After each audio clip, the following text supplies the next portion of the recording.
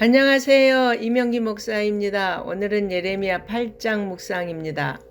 본문은 앞단락의 연속으로 죽은 자의 뼈가 백주에 버려지고 산 자는 이방 땅으로 끌려가 사는 것보다 죽기를 더 원할 정도로 저주스러운 고통의 삶을 살게 될 것을 말씀합니다. 이러한 사실은 악인이 얼마나 수치스러운 결말을 맞을지 반증하는 내용이라 할 수 있습니다. 우리는 그들이 당한 비참한 결과를 보며 이를 타산지석으로 삼아 죄를 멀리하고 의를 행하는 데 더욱 열심을 내야 하겠습니다.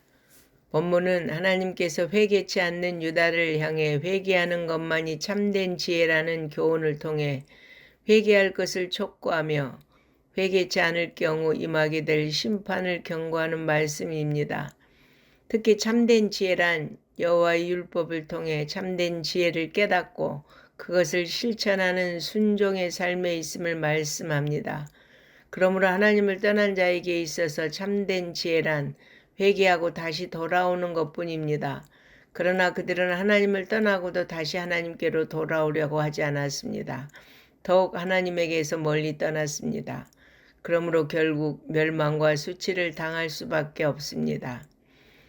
본문은 하나님을 거역한 유다에게서 그들에게 베푸신 은혜를 거두실 것이라는 선언의 말씀입니다. 단지 포도와 무화과만 아니라 모든 축복된 은혜의 산물들을 남김없이 다 회수하시겠다고 하십니다.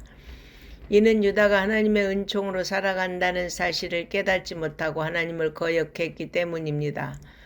많은 사람들이 자신이 누리는 것을 자신의 힘이나 노력의 결과로 생각합니다. 참으로 어리석은 생각입니다. 예레미야는 동족이 멸망받아 포로로 끌려가는 백성을 위해 애가를 부릅니다. 아직 미래의 사건임에도 불구하고 마치 이스라엘이 멸망당해 포로로 끌려간 상황을 지켜보고 있는 것처럼 애가를 부르는데 애가의 목적은 자신의 설교를 듣고 있던 청중이 회개하기 위함입니다. 애가의 내용은 선지자의 극심한 고뇌가 토로되고 있습니다. 특히 바벨론 땅에 포로로 끌려간 백성들이 부르짖으며 하나님께서 어떻게 자신들을 망하도록 버려두셨느냐고 항변하는데 하나님께서 그들을 보호하시지 않는 것은 백성들이 당신과의 언약을 파기하고 이방의 우상들을 숭배하였기 때문이라고 말씀합니다. 유다가 망한 원인은 유다 자신에게 있다는 것입니다. 예레미야는 장차 이루어질 일을 하나님의 계시를 통해 명확하게 바라보고 그것을 인하여 처절하게 가슴 아파합니다. 그들에게는 구원을 받을 수 있는 기회가 충분하게 있었습니다. 이사야가 책망하며 회개하라고 할 때 회개했으면 그들은 하나님께 버림받지 않았을 것입니다. 예레미야가 간곡하게 회개할 것을 호소할 때 회개했으면 그들에게는 희망이 있었을 것입니다. 그러나 그들은 회개는커녕 도리어 선지자들을 핍박하고 죽이려고 하였습니다. 따라서 기회가 없어서 구원을 받지 못한다는 말은 있을 수 없습니다. 예레미야는 자신의 동족을 피해 은둔하고 싶은 심정을 토로합니다.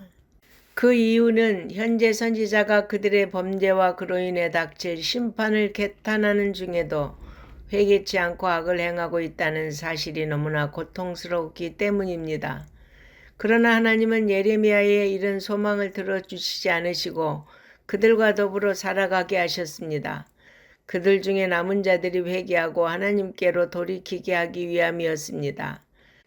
이는 하나님께서 우리도 이 세상에서 살아가게 하시는 이유와도 같습니다.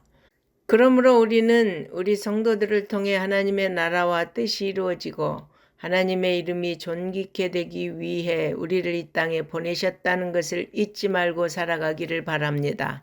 아멘.